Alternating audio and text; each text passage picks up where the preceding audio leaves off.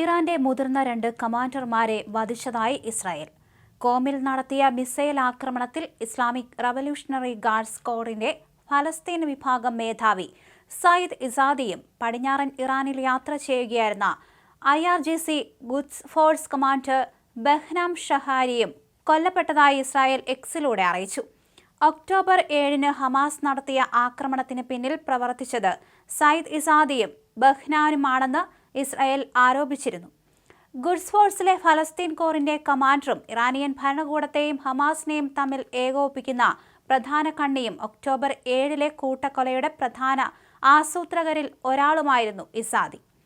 IRGCയിലെ മുതിർന്ന കമാൻഡർമാരും ഇറാനിയൻ ഭരണകൂടവും ഹമാസിലെ പ്രധാന നേതാക്കളുമായി സൈനിക ഏകോപനം നടത്തുന്നതിന്റെ ചുമതല അദ്ദേഹത്തിനായിരുന്നു, IDF എക്സിൽ പറഞ്ഞു. അതേസമയം ഇസ്രായേൽ നഗരമായ ഹൈഫയിൽ വെള്ളിയാഴ്ച ഇറാൻ വീണ്ടും ശക്തമായ മിസൈൽ ആക്രമണം നടത്തിയെന്ന് ഇറാൻ പ്രസിഡന്റ് ഡോക്ടർ മസൂദ് പെസൻഷ്കിയാൻ തന്റെ എക്സ് അക്കൗണ്ടിലെ ഒരു പോസ്റ്റിലൂടെ പറഞ്ഞു. ശത്രുവിന്റെ ആക്രമണം ഉടൻ നിർത്തുമെന്നും അല്ലാത്തപക്ഷം കഠിനമായ പ്രതികരണം നൽകുമെന്നും അദ്ദേഹം എക്സിൽ മുന്നറിയിപ്പ് നൽകി. വെള്ളിയാഴ്ച ഇസ്രായേൽ നഗരമായ ഹൈഫയിൽ ഇറാൻ വീണ്ടും മിസൈൽ ആക്രമണം നടത്തിയതായി റിപ്പോർട്ടുകളുണ്ട്. ഈ ആക്രമണത്തിൽ ഇറാനിയൻ മിസൈലുകൾ ഇസ്രായേലിന്റെ മൈക്രോസോഫ്റ്റ് കെട്ടിടത്തെയും ലക്ഷ്യമിട്ടിട്ടുണ്ടെന്ന് അവകാശപ്പെടുന്നു. ഒരു കെട്ടിടം കത്തുന്നതായി കാണിക്കുന്ന ഒരു വീഡിയോ ഇറാന്റെ വാർത്താ ഏജൻസി പുറത്തുവിട്ടിട്ടുണ്ട്. അത് മൈക്രോസോഫ്റ്റ് ഓഫീസാണെന്ന് ഇറാൻ അവകാശപ്പെടുന്നു. അതേസമയം ഇസ്രായേലിലെ വിവിധ നഗരങ്ങളിൽ ഇറാൻ തുടർച്ചയായി മിസൈൽ ആക്രമണങ്ങൾ നടത്തിവരികയാണ്. ഇറാനിയൻ ആക്രമണത്തെ തുടർന്ന് നഗരത്തിലെ വിവിധ സ്ഥലങ്ങളിൽ വ്യോമാക്രമണ സൈറണുകൾ മുഴങ്ങുന്നുണ്ടെന്നും ജനങ്ങളോട് സുരക്ഷിത സ്ഥലങ്ങളിലേക്കും ബങ്കറുകളിലേക്കും പോകാൻ ആവശ്യപ്പെട്ടിട്ടുണ്ടെന്നും ഇസ്രായേൽ സൈന്യം അറിയിച്ചു.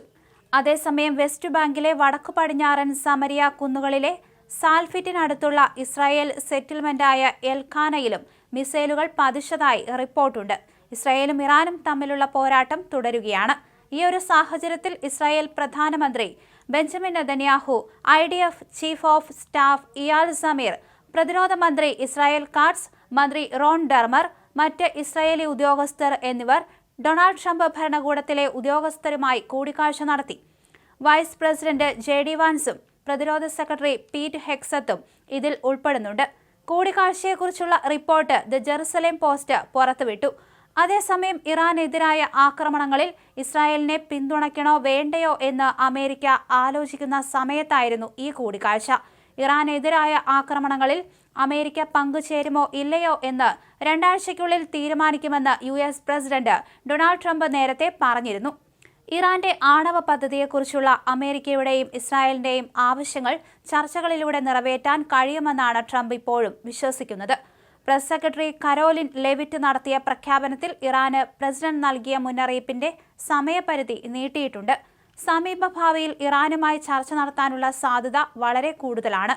ഇത് മനസ്സിൽ വെച്ചുകൊണ്ട് ആക്രമണം നടത്തണോ വേണ്ടയോ എന്ന് അടുത്ത 2 ആഴ്ചയ്ക്കുള്ളിൽ ഞാൻ തീരുമാനിക്കും എന്ന് ട്രംപ് പറഞ്ഞതായി ലെവിറ്റ് വ്യക്തമാക്കുകയും ചെയ്തു. എന്തായാലും തുറന്ന പോരാട്ടമാണ് നടന്നിരിക്കുന്നത്. ഇതിനിടെ പല കമാൻഡർമാരും കൊല്ലപ്പെടുകയും ചെയ്തു. ഇസ്രായേലിന്റെ ഭാഗത്തു നിന്ന് വലിയ രീതിയിലുള്ള ഒരു ആക്രമണമാണ് ഉണ്ടായിരിക്കുന്നത്. ഇറാന്റെ പല സ്ഥലങ്ങളിലും ഇത്തരത്തിൽ ഇസ്രായേൽ അതിക്രമിച്ചു കയറി ആക്രമണം നടത്തുകയും ചെയ്തിട്ടുണ്ട്.